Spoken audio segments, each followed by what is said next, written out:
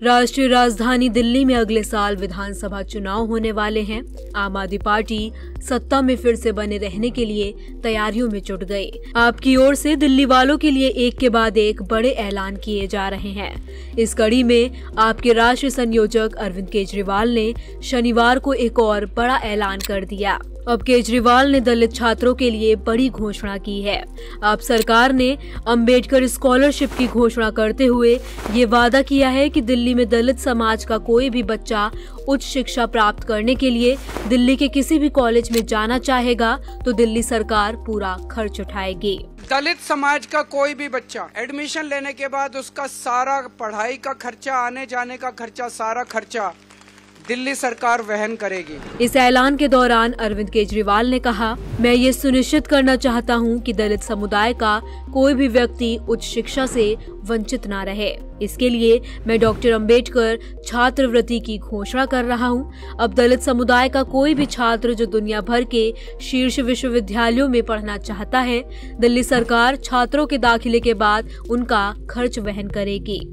इसीलिए आज मैं डॉक्टर अंबेडकर स्कॉलरशिप का ऐलान करता हूं कि दलित समाज का कोई भी बच्चा अगर दुनिया की किसी भी टॉप की यूनिवर्सिटी में पढ़ना चाहेगा तो वो बच्चा उस यूनिवर्सिटी में एडमिशन ले ले। बस एडमिशन लेने के बाद उसका सारा पढ़ाई का खर्चा, आने जाने का खर्चा, सारा खर्चा दिल्ली सरकार वहन करेगी।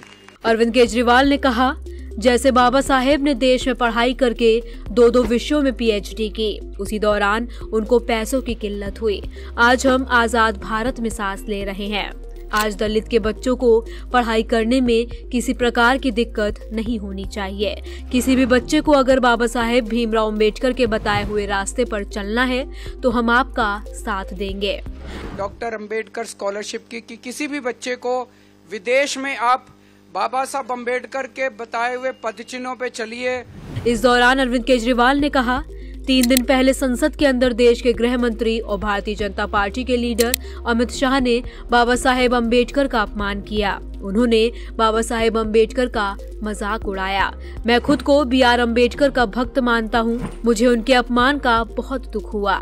आजाद भारत के संसद में कोई पार्टी या नेता अगर अंबेडकर का अपमान करता है तो हम इसकी निंदा करते हैं।